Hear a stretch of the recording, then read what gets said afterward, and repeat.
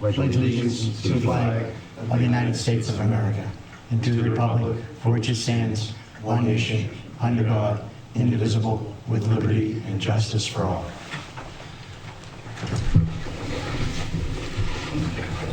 We'll begin the meeting with a moment of silence.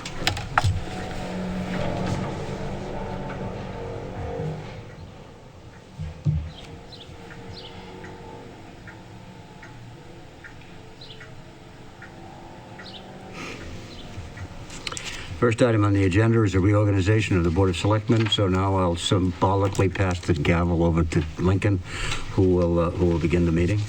Yes, thank you, Mr. Chairman. So I'd open the nominations for chair. Yes.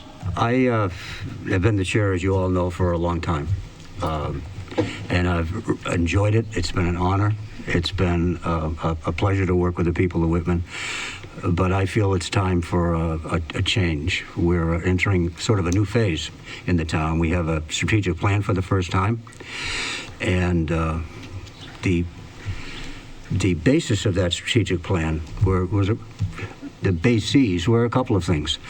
Townwide survey that we did, and also a committee that Randy LaMartina chaired that dealt with the finances of the town, whether or not we were going to need an override.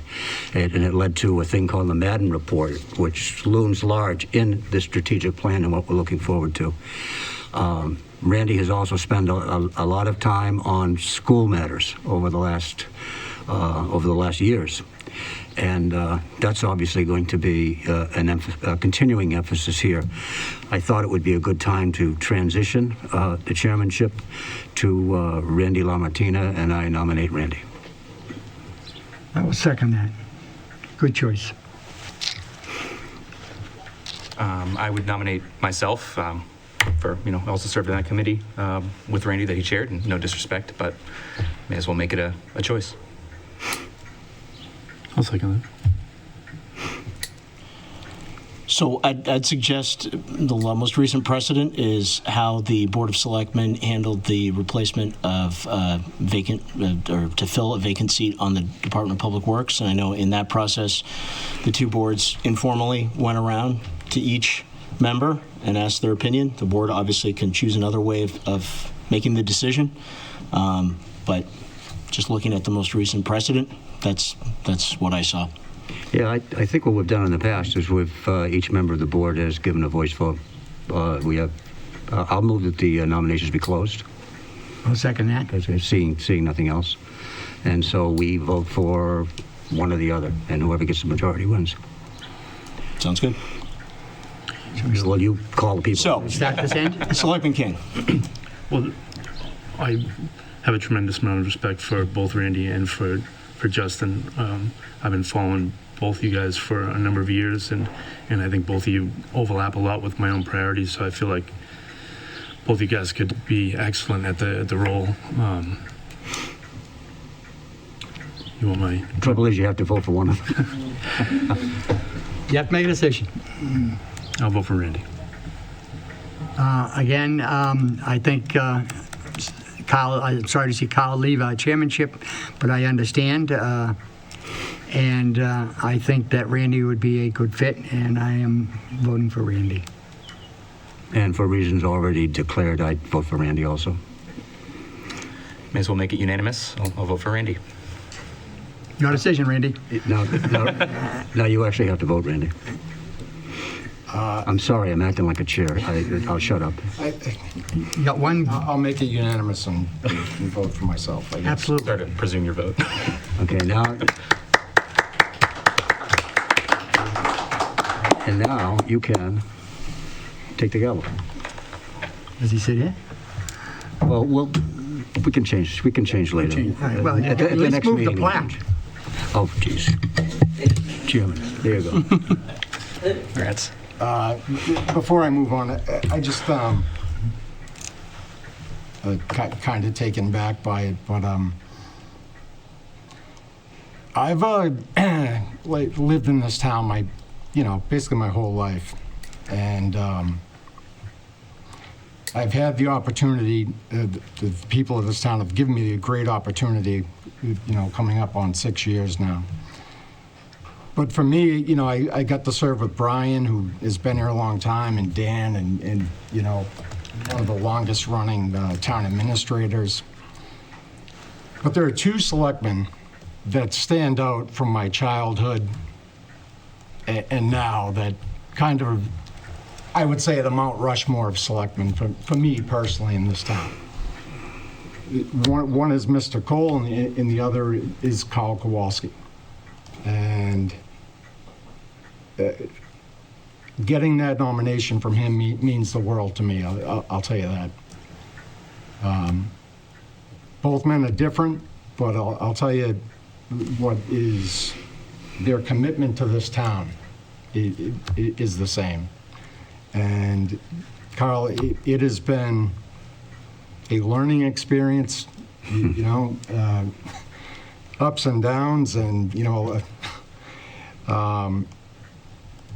but for I think 12 years, and the way you have run meetings for those 12 years is probably be unprecedented. And for the people that don't know, the amount of work that goes into getting these meetings to run smoothly and to flow properly is a testament to Carl's commitment to this town. So it means a lot to me. And Thank you, Randy.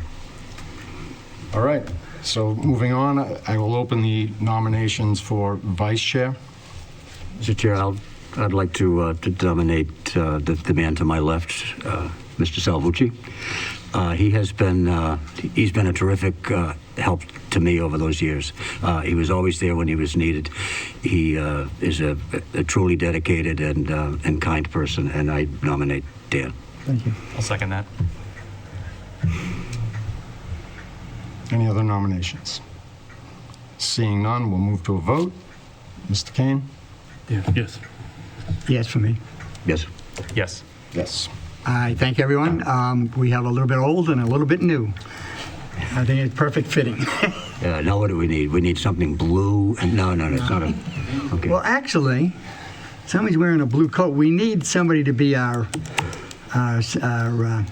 clerk, right? We do need a clerk, and I will seek nominations from Ms. Kowalski. I'd like to nominate Justin as clerk. Right, and I will second that. Thank That you, fits in with the blue coat. All right. Any other nominations? Seeing none, we'll move to the vote. Yes. Yes, Yes. Justin. Yes. Yes, for me too. Okay. Report. Thank you very much. Reorganized. I'd like to now take this time to announce this meeting is being recorded and televised by Whitman Hanson Cable Access. I'll seek a motion to approve bill and payroll warrants. I will make that move. Second. Okay, all in favor? Aye. Aye. Next item, accept correspondence in the read file. Do I have a motion? I'll make that motion. Second. Okay, all in favor? Aye. Aye. Public forum. Ms. Layler? It's about something that's not on the agenda? Yes. Okay. Hi, my name is Marie Layler, 187 Auburn Street. I am the chair of the Whitman Historical Commission. I'm also the chair of the trustees of the Dyer Memorial Library. I don't know whether you're aware, but this is Founders Day weekend coming up. It is the 310th birthday of Abington, where we all started. So, we have done a couple of things. Besides all of the celebrations that Abington will be having, the Dyer Memorial Library has chosen to be open from 11 a to 6 p on June 10th. June 11th and 12th, which is Saturday and Sunday, we will be open from 10 to 2. Now, why that is important is you've all been aware of the Civil War sketches.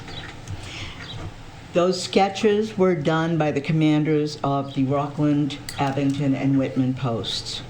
They are the stories of the Civil War veterans.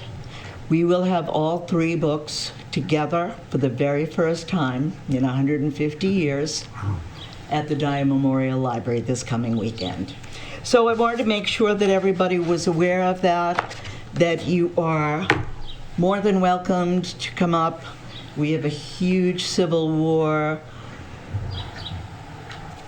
book history. We have a huge display going on, and we want all of you to be part of it. So if you could please take the time, here, I'll hand it off to you. If you could please take the time to come and visit with us, we would appreciate it. Thank you. Thank you. Thank you. Thank you for everything you do for the town.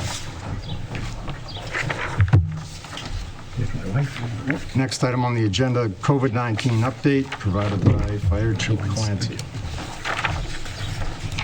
Good evening. Just a quick update. Per the email earlier this week, town still has 65 positive cases. Last 2 weeks, we've been ranging in that 8.25% range. Been pretty stable level as we move on. We still do anticipate that that'll go down as people start to transition to more outdoor activities as we move into summer, but we are keeping a close eye on it, and I'll keep you updated on that. We're still awaiting guidance from DPH and CDC on vaccinations for people under 50, as well as healthcare workers, and as soon as that guidance comes forth, the clinical COVID coordinator and I will meet and work through that and figure out if we're going to spin up vaccination clinics again, depending on their guidance. And one last bit to be noted, Board of Health agent Dan Kelly reached out to me. He's been able to get more test kits. They should be delivered the week of the 13th. And it's just about under 3,000 more kits that we'll be getting. I'll advise you on expiration dates and such as we get them, and just keep you informed of where that's going. Thank you, Chief. Next item, Town Administrator's Report. Lincoln? Yes, thank you, Mr. Chairman. And let me just say briefly, it's been the town administrator for a year and a half. Obviously, it's a relatively short amount of time of Chairman Kowalski's tenure, long tenure, but it's been a pleasure serving you as chair, and thank you very much. Thank you. Thank you. Building commissioner position. So, as the board knows, Mr. Rob Picciarelli, who the board had appointed as building commissioner, has accepted the town's offer of employment. His starting date is June 27th, and we're happy to welcome him aboard. I think he'll be very much a real benefit and a real asset to the town. Regarding the financial plan to accelerate road and sidewalk repairs. So, as the board knows, this is in my set of goals. I've done some work on it, and I wanted to give the board a brief update on it and receive any feedback that the board has on that, on the plans going forward. So really, I categorize it into 3 areas. 1, maximizing Chapter 90 monies, the monies from the state, from the gas tax that go to each municipality for their publicly accepted roads. Number 2, maximizing free cash, that is the amount of monies that are left over, either in excess of appropriations that weren't used at the close of a fiscal year, or revenues that were higher than projected, and whatever the previous year's free cash balance was that wasn't spent. Maximizing that through June 30th, so that we may have additional monies over and above Chapter 90 to help fix our roads and sidewalks. And then number 3, looking at planning board performance bonds and determining which may be closed, and again, increasing the free cash amounts so that additional monies over and above Chapter 90 can be allocated to our roads and sidewalks. So briefly, regarding Chapter 90 and maximizing those funds, I've been working with Highway and Parks Superintendent Martin to identify and make sure that the list of roads that the state has, the Mass Department of Transportation has, is as complete as possible, thereby maximizing our road mileage and maximizing our Chapter 90 funds. The main indication in Chapter 90, there are 3, but the most important one is the number of road miles that the town has that are public roads. Number 2 is our income level. That's obviously not something we can directly influence, but the thing that we can directly influence is the number of roads that are publicly accepted roads. So in doing this analysis, Superintendent Martin and I have identified 12 roads that are currently accepted but need to fully be, we need to go through the paperwork with the state. So that is ongoing and going now. It is a relatively small amount of mileage, 0.916 miles, but do estimate that that may increase based on our current Chapter 90 monies, approximately maybe an additional $7,000. So every little bit counts. It's not a lot, but it is some. In addition, we've identified 16 roads that are not on the state list for whatever reason, but have in fact been accepted at some point by the town, specifically at town meeting. So we're going to make sure that those roads are on the list. And then there are 17 roads that are not been accepted by the town, but that Superintendent Martin reports would be acceptable from the standards of the status of those roads to come on. I think the good news is that of those 17 roads that have not been accepted by the town, traditionally the acceptance goes at town meeting, but we've gotten in writing from the Mass Department of Transportation that it does not necessarily need to go to town meeting, that the Board of Selectmen can simply adopt those roads. So if that's acceptable to the board, we could, at a near future meeting, bring that list to the board and have it accepted as public roads rather than waiting till the next town meeting. So that's the first piece. Second piece, regarding maximizing free cash, this is a general piece to identify and to be able to support the town's all of its capital projects, but specifically on roads, because of our very positive free cash balance that was certified during this fiscal year 2022, that was the one capital item that was increased from the departmental request, roads and sidewalks, and doubled because we were able to do that because of our strong free cash position. What the town accountant, Ken Lytell, and I have been doing over the last month with department heads is identifying any and all old articles that originally came from free cash or elsewhere, but in particular from free cash, identifying what is the projects that are either done, and these are remainder amounts, or projects that will never happen for whatever reason, closing those out, making sure that they are closed out before June 30th.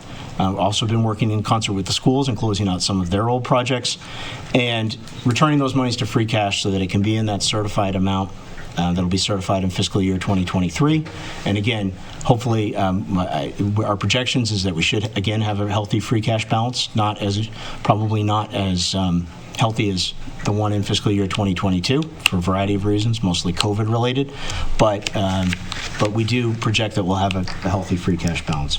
And then finally, regarding planning board performance bonds, and that's the document that's in the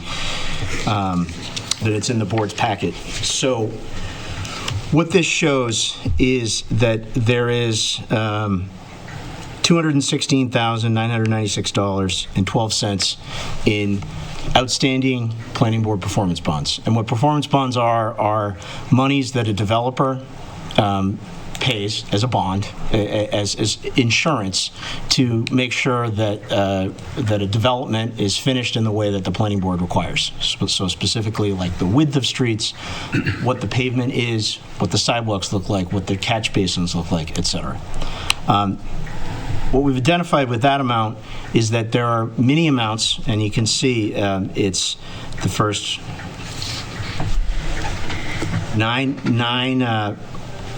projects, 9 developments that are on the list there, where there have been significant monies outstanding for at least 10 years. So we know that, we don't know this, but we're quite sure that these projects are not going to be finished in that way by the developer. So the question is, and the research that working through with the planning board chair, Adam Somerville, and Melissa Maroney, who's the planning board recording secretary, is finding the old documentation from the projects, determining exactly what it is that the planning board required at the time, and then getting Superintendent Martin's help to determine, has this happened or not? If it has happened, then the performance bond should be released to the developer. In most cases, the developer will come to us. So in most cases, it's likely that these that these will not be completely finished in that way. But because of the time that's elapsed, and we can certainly, in talking with town council, talking with the State Department of Revenue, we can go back with the planning board vote, release these monies, and have them released back so that they can hit our free cash.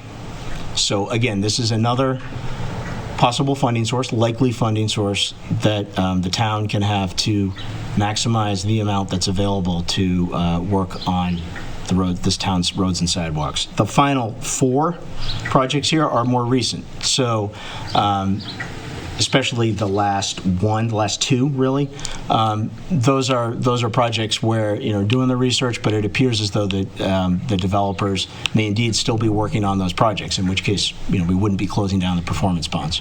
Nevertheless, I'd predict that there's at least $71,000 there, and probably a little bit more to come back, have released by the planning board, and have it come back and hit our free cash and be available to work on roads and sidewalks. So that's the work that's been going on. Just wanted to update the board and obviously seek any input that you have. Okay. If you may, Chair, I have a couple of questions. On the monies that we've held back on projects, I know in the past, some of the specific issues were the storm drains, right? Either they were put, the bricks were either falling down over the years, or where they've where they've gone down and then they've sunk, and it could be dangerous. That being said, if some of these projects are over 10 years old, what you're saying is if there's any money left if the planning board looks at it and they look at what needed to be done, why they withheld that money, I assume the DPW is going to go out and look at those issues to make sure that they are been completed? Yes, hopefully. Okay. However, Yeah. the issue here is that in many cases, these developers no longer exist. Right. They're no longer in business. Certainly the ones that are more than 10 years old, I don't think there's probably any reasonable expectation that the developer will be finishing them to those specifications. We have a responsibility to make sure that they are not in business anymore, or, if it's their money, do we have a responsibility to get it back either to them or their family?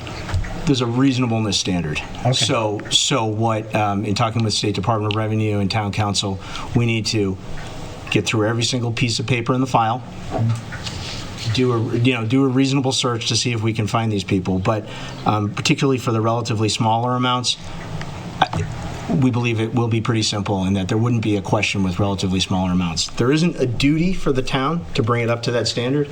And in fact, for example, with catch basins, these wouldn't be sufficient monies to bring these roads to the standard that was originally identified by the planning board. Nevertheless, I think there's value in accepting them as public roads, getting them on the Chapter 90 list, and sort of moving on, so to speak. Yeah. And as a point of practice, the town has plowed quote-unquote private roads, has done emergency work on quote-unquote private roads, which I think is the right thing to do. So, we already have some expenses for these. I don't think it's, the only sort of other real option would be to before they were accepted as a public road, would be to go to the homeowners there and, seek them to use their own monies to bring it up to that standard. And I don't think that's a very fruitful avenue to go down. Right.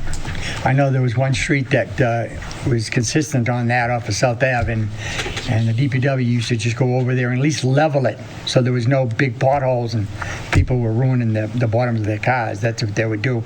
And it was done mainly because they don't want an ambulance or a police apparatus to go down there and damage the bottom of the vehicle. So we did kind of bring it up, putting some soil down and grading it.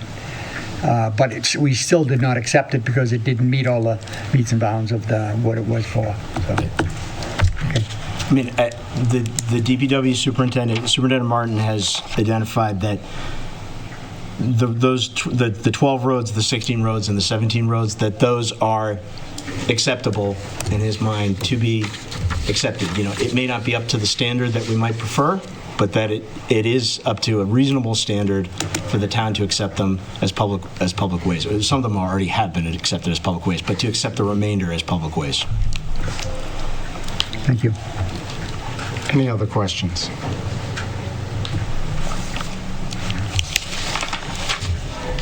Seeing none, we'll move on to the next item, new business. These next couple items. Mr. Chairman, there was one more T airport. Just briefly regarding the strategic plan. So the board recalls in the strategic plan as adopted by the board, there's a suggested example strategic priority tracking tool. I want to get the board's feedback on whether or not the town wants to use that, whether or not we want to use that. But I did want to briefly, again, mention this item. Again, it's in my goals and objectives, and speak briefly to the 4 areas of the strategic plan where I'm identified as a stakeholder, and obviously as the Board of Selectmen is also identified as a stakeholder on many, if not all of these as well, in addition to other boards, committees, and citizens and staff members. But briefly, you can see on page 6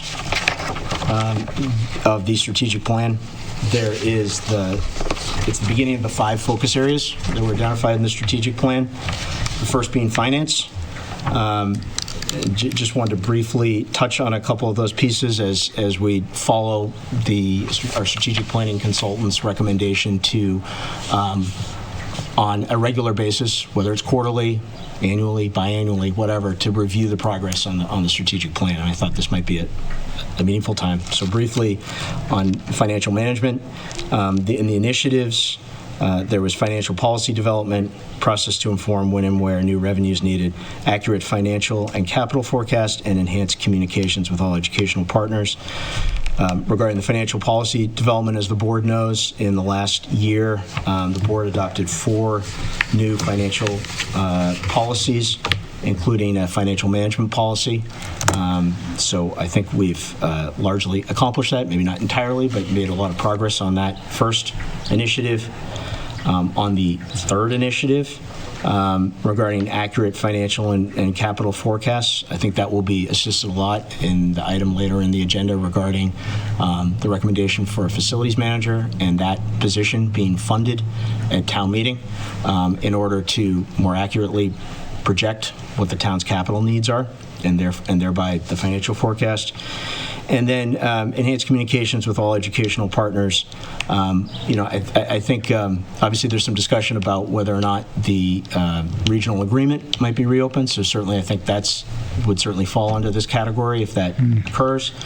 And I just want to note, I really appreciate interacting and collaborating with Superintendent Simonak on a variety of things. Just briefly on this item, in the last couple weeks, worked with the school superintendent so that the schools will be providing the stage for Whitman Day at a much reduced price than what the private market is, and that's certainly appreciated. But that's sort of just a small example of, I think, some of the enhanced communication that has been occurring.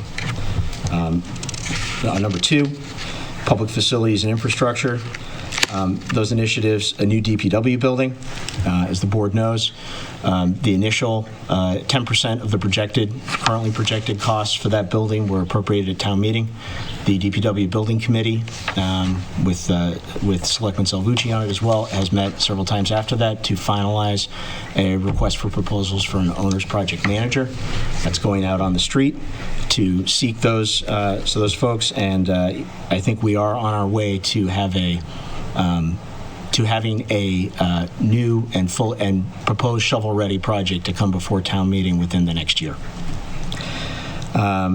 Regarding the number 2, professional assessment of ongoing facility maintenance needs, I mentioned it. Certainly, I think with the addition of a full-time facilities manager, that will help. The sewer force main, gave an update at the last meeting, but certainly that project, for those folks who have been detoured, that project is ongoing and happening. We finally got the pipe here from supply chain issues, and the contractor is on its way for that. And then downtown infrastructure improvements, again, something we've spoken about with the board, with the board in the past, but did have this grant for improving the main downtown intersection. And that work, once the gas work that's going on downtown now is complete, the DPW is on track to utilize those grant monies to improve the intersection there and make it more pedestrian friendly. And then briefly on the other two items, economic development, with number one regarding enhancing downtown infrastructure. Mentioned, we just mentioned the monies from the state grant that will help make that main intersection downtown more pedestrian friendly. Regarding community engagement and communication of benefits and trade-offs, I think this is something that I know we obviously all have. There's a lot of key stakeholders and process holders in that area. But just to mention, one thing that I know is important to me has been at least quarterly doing a municipal focus taping with Kevin Tachi from WHCA to talk about what's going on in town and what's happening there. I know I certainly do regular WATD interviews. Some people like WATD, some don't, but I think that's a meaningful way to get out to some other folks. Obviously, the launching of the new website, Information Technology Director Josh McNeil's here, and obviously he's been critical, the key person in doing that, but I think that's been received with accolades in the new town website. And then finally on the item, number 5 is the schools, so I won't touch on that as the town isn't a stakeholder, or we're obviously a stakeholder, but a process holder for that. But for citizens services, ensuring all services are accessible, I think that's been a success. We are, again, with Information Technology Director McNeil's, most of his work, some of my prodding maybe, doing, being almost fully on automated or electronic permitting for most departments in town. So I think that has helped in making sure services are more accessible, especially during COVID. Regarding the number 2, utilizing available resources, grants, and ARPA. We talked about it a little bit before, but I just wanted to sort of say it explicitly. We do not know yet our final number of CARES Act monies. That was the initial large amount of monies that were allocated to municipalities and counties from the federal government during the COVID crisis. We don't know precisely our final amount from the county yet. We should soon. But certainly, we definitely will be maximizing that amount. That is to say, at least receiving our full allocation, which was mostly based on population as it relates to the whole county. It's important to note that at least 10 municipalities of the 28 in Plymouth County did not do that. So to the extent that we receive more above our allocation, and I think we will in the end, that's because those other municipalities did not fully maximize those, and we did.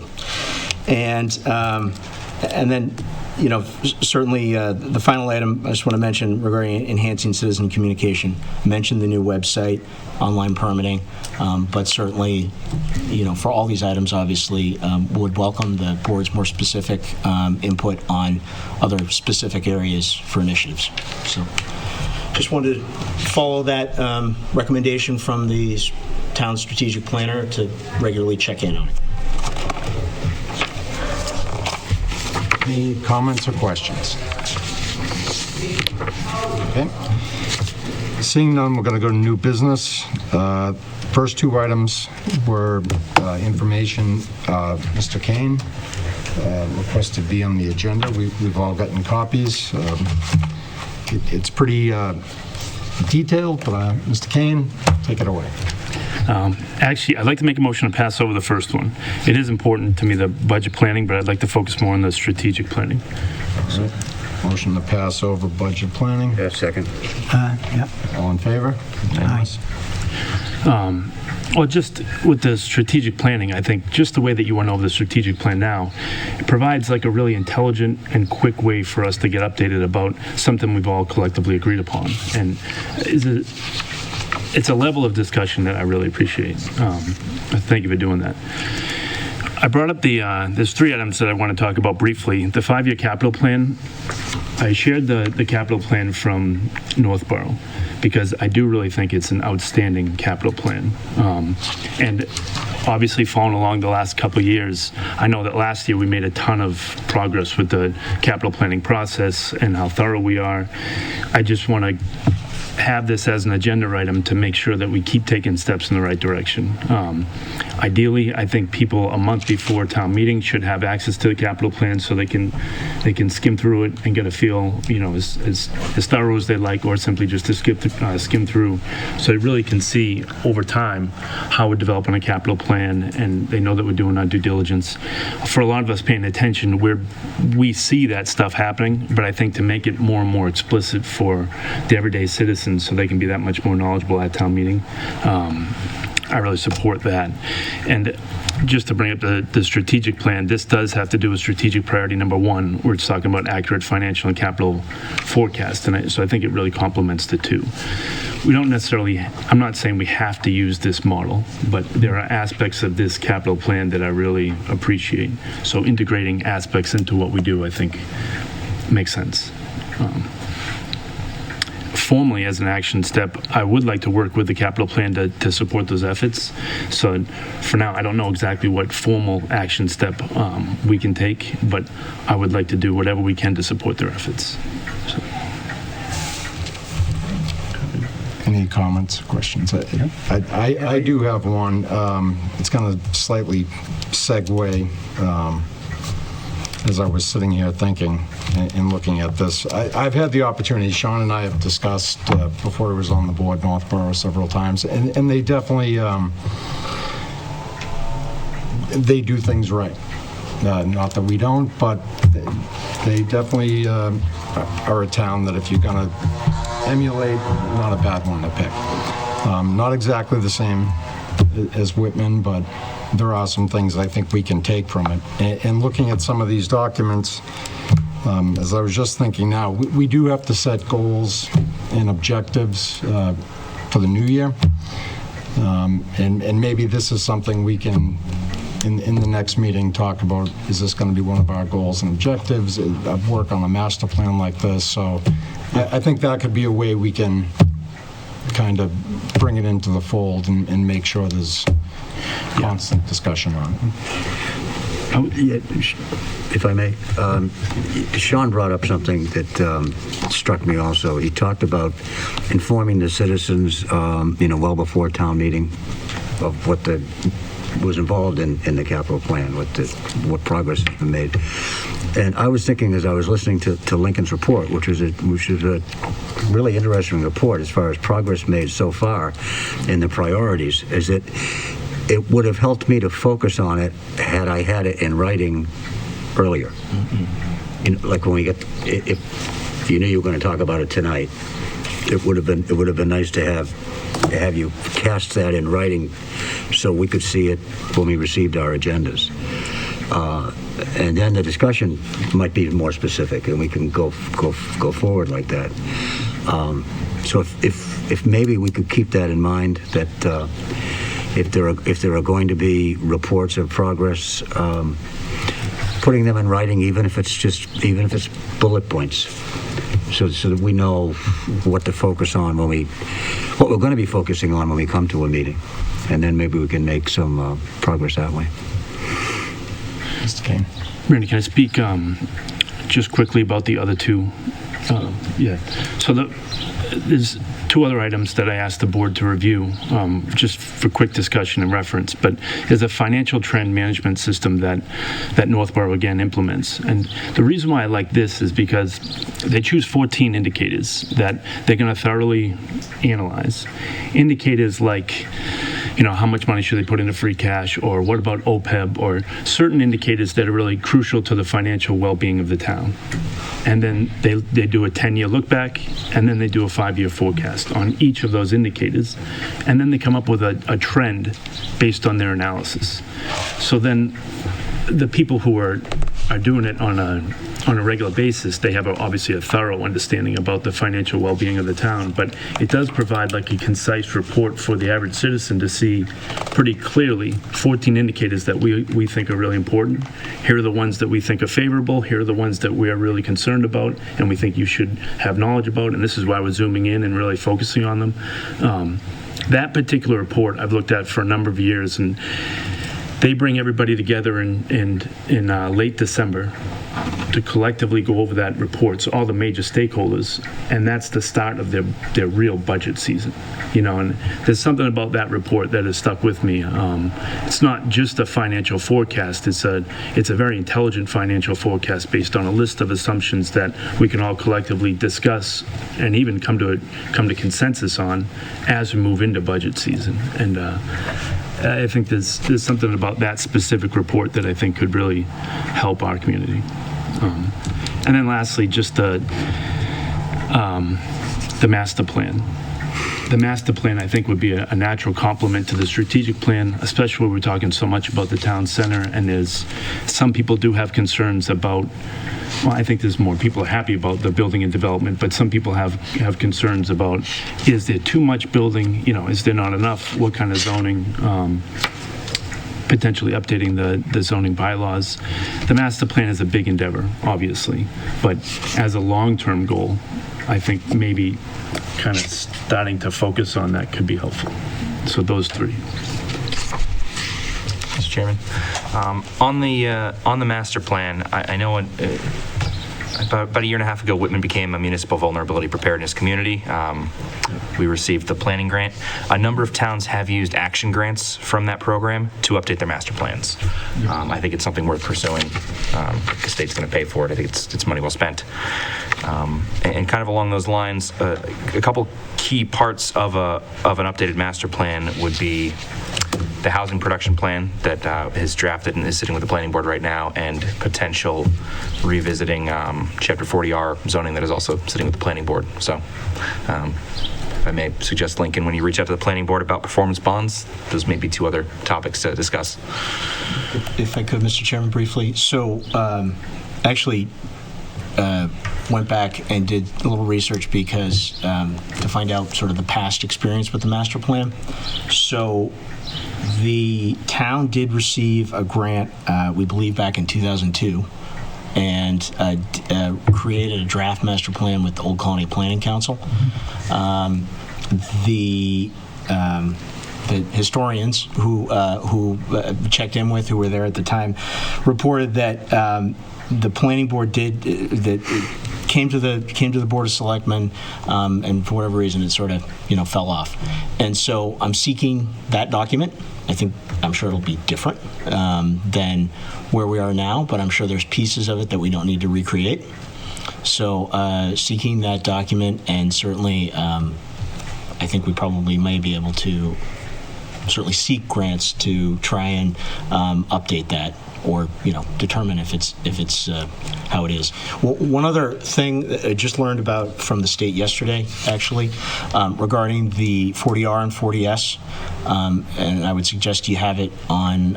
I'm glad you brought it up, Justin. Thank you. Is the Mbta Communities Act.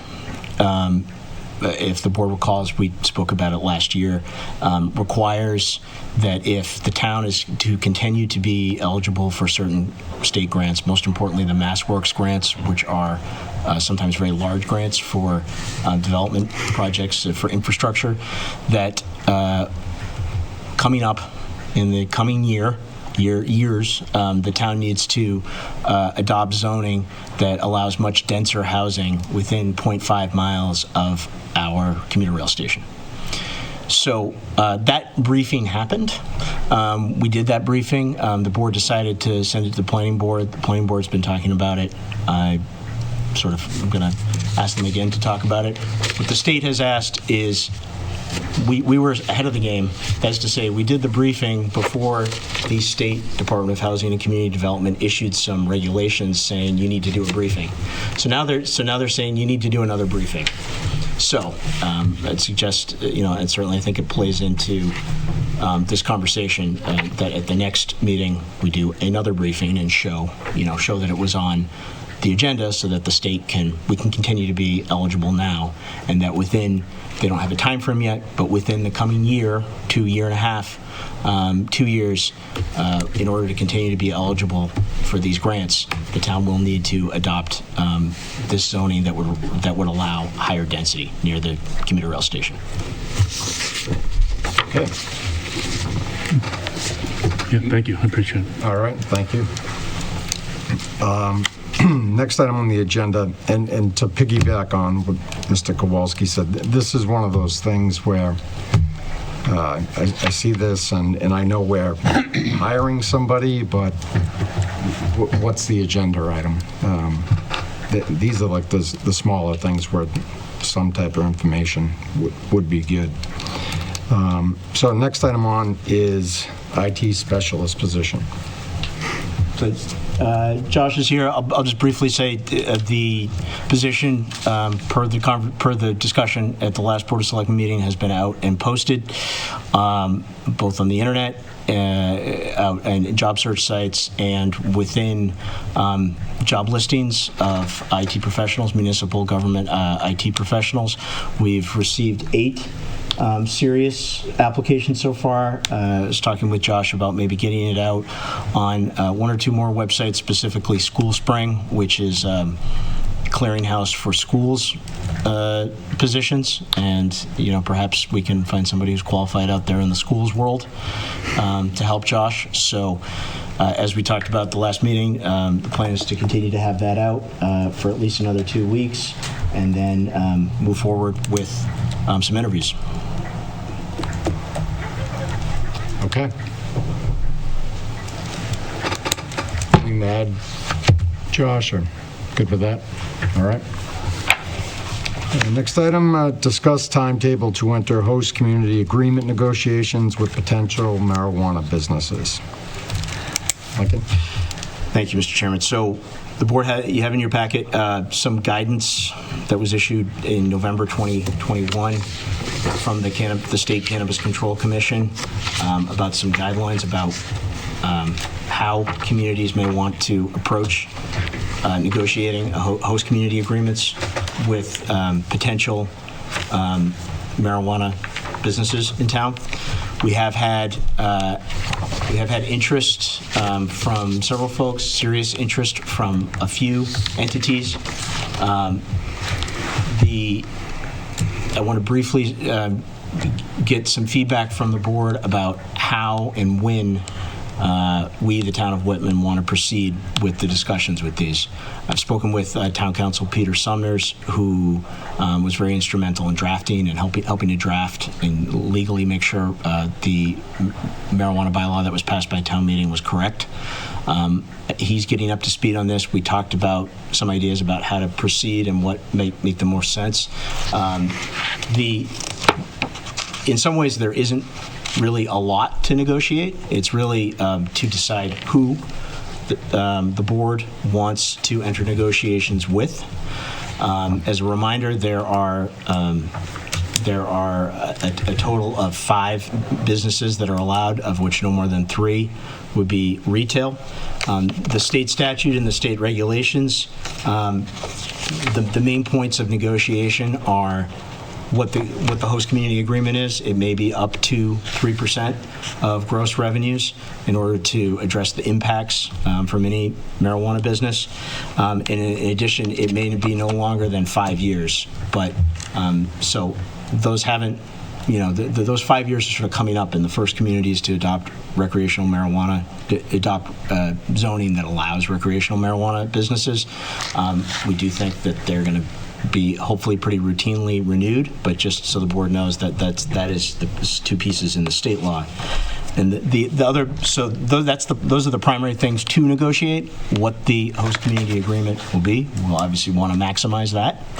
And the other key piece is whether or not the board would want to seek that businesses have local hiring first. And encourage local hiring in the businesses, or whether or not that's not important to the town, negotiating that. There's other pieces that can be negotiated. that probably we wouldn't want to take up here, but rather have the Zoning Board of Appeals do in its special permit process about hours of operation, about lock systems and that kind of thing. I think it's more zoning. But I just want to get some feedback from the board about how and when we want to proceed.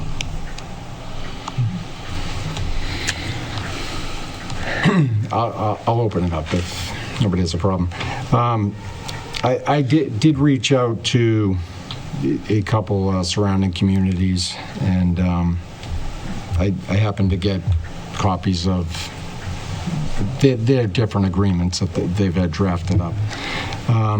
It does seem like it's, impact, we're talking about impact fees, we're talking about reimbursements, payouts for annual benefit payments, things like that. It seems like it's a very litigious process, and obviously town council is gonna, any negotiation we do, town council is gonna have to be heavily involved, it appears. My recommendation would be a couple members of this board, Lincoln and council, sit down and see where we're at and start the process rolling. Is there anybody that would like to? I voted against it, so don't. I'd be interested. I also, looked at what Rockland and Abington were doing as nearby like communities, looked at a couple of community host agreements, so I think we're... Yeah, the agreements themselves seem fairly cookie cutter. It's just what you happen to put into them for your reimbursement fees, your taxes, like the town administrator said, hours of operation, zoning, air quality things. Signage, right? I think there's an issue on signage. Things like that, Yeah. yes. So it will be a little bit of work. I would see at least 2 members, the town administrator and council.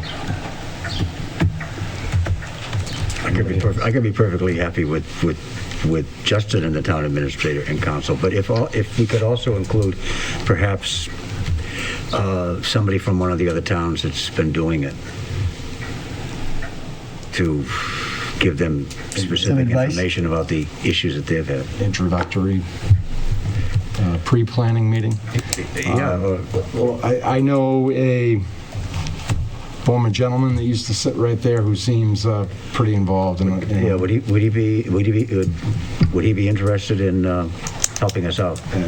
Sharing what he knows and what he's been through. That could get the process rolling. I'm sure he would. He still lives in this town and is invested. So that'd be my recommendation, if it's just you and Lincoln, and reach out to Scott and Peter. Yep. and Peter and Michelle, whoever. Peter seems to be taking the lead. And we actually have another town administrator that still lives in this town that I don't know if has amended a host community agreement in Hanson for a grow facility. She may be worth reaching out to Lisa as well. Yeah, I've had conversations with both of them about some of their experiences, and all I think input is welcome. So. Yeah, I mean, I know Scott is. Just drive up 18. Buds is a booming. He lives in town, so he'll have an interest. Yeah, and he'll definitely help us. So that'd be my recommendation, and then if you guys can have some type of pre-meeting and maybe report back for the 21st meeting. Sounds good. I have a quick question. Sorry. Maybe this is a foolish question, but is there a way to slow the process down a bit? Like, I know that maybe what was voted on the town meeting, I don't want to undermine what was voted, but is there a way to roll out in a kind of like maybe 2 stores first, see how it goes for a year, and then, maybe 4 and then 5 or something like that? Is there a way to kind of roll it out as opposed to just fully kind of? If I'm not mistaken, the way it has to come through this board first, so we could, in theory, approve as many at a time as we choose. We just set a cap. It's entirely up to the board. I think it's just as long as the process is fair, it doesn't need to be quick. Yeah. I would rather be thorough and fair than quick, personally. Yeah, and I completely agree, and I also think the state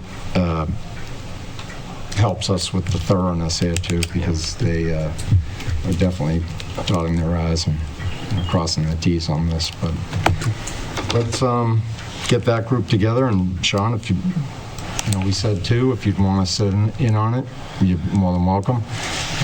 Just reach out to Lincoln and Justin, and Okay. then hopefully we'll get a report back on the 21st. Great. All right. Okay, that exhausts new business, I believe, yes, and we'll go to old business, town administrator's recommendation of appointment of facilities manager. Yes. So I would recommend to the board that Todd DeCudo, our current town hall custodian, be appointed as a facilities manager effective July 1st or whenever an agreement, whenever we can come to an agreement, the town can come to an agreement with him for his services. He has worked for the town for many years, since 2008, has proven to be a thorough resource in all things, not only facilities, but all things conceivably building related or capital related. He has shown himself very interested and excited about learning new things, about being trained in the areas that he's not as familiar with. He's built up excellent relationships with many of our vendors. I can't list the number of times where we have something fixed for a lesser cost because Todd goes the extra mile in seeking another quote and calling someone else to see, hey, is there another more efficient way we can do this? He is a huge asset in that respect. And I think as we talk about having a more robust capital plan and having the data necessary to have more accurate financial planning, his work in planning forward what we need to do capital-wise will be great. So for all those reasons, I would strongly recommend that the board consider appointing Todd. I would move that we appoint Todd DeCudo. And I agree, I will second that. I think he's the perfect person for the job. I couldn't say enough good things about Todd and the work he's done here, and I mean, again, we talked earlier about commitment to the town. I mean, he's proven it time and time again. So, with the motion and a second, I'll go right to the vote. All in favor to appoint Todd DeCudo, facilities manager, director. All right. And what we have left to do then is to have Todd agree with the conditions of employment, and we can talk about that in an executive session, and then maybe come back at the next meeting, hopefully, with an agreement. Good. Would you feel more comfortable revoting? We're going to offer him the position, As opposed to signing him up right away. Well, we could change the motion, I guess, to hiring Todd DeCudo subject to negotiating an agreement. So do I have a motion to... Whatever I just said? Well, I think we have to rescind the first. I would say you should technically rescind the first and then vote that new motion, yes. Okay. So I'd seek a motion to rescind. The stupid motion that I made first? Okay. I think I'll move to rescind it. I'll second it. All right. We'll go to the vote. All in favor to rescind the motion? Aye. Okay. And we will seek a new motion to, pending negotiation, offer Todd DeCudo the facilities manager position. Okay. I'll make that motion. And I'll second it. All in favor? Aye. All right. Sorry for the hiccup, Todd, if you're watching. He's the facilities manager for all of a minute. That's right. All right. Seeing that exhausts all our open meeting items.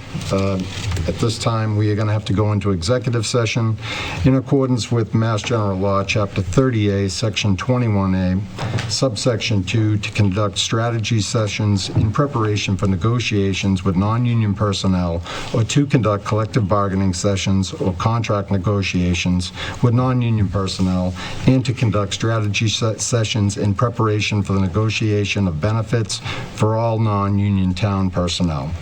These three items will be the building commissioner, town accountant, and non-union personnel. I'll make that If I may, motion. And also the facilities manager. And facilities manager added to that. All right, I'll make that motion. Second. All right, this has to be by voice. If I could, I'm sorry, just, I would suggest you make the motion that you may return to open session to announce a vote or not. Yeah, 'cause I believe, well, Sure. we won't know. Right? What? You can leave it, you can leave it open. Yeah, I don't believe we'd be announcing a vote this evening. If any votes are taken, they'll be announced Okay. the next meeting. Okay, so we have a motion and second to go into executive session. Voice vote, Mr. Kane? Yes. Mr. Salvucci? Yes. Wolski? Yes. And I will also vote yes. We are now in executive session.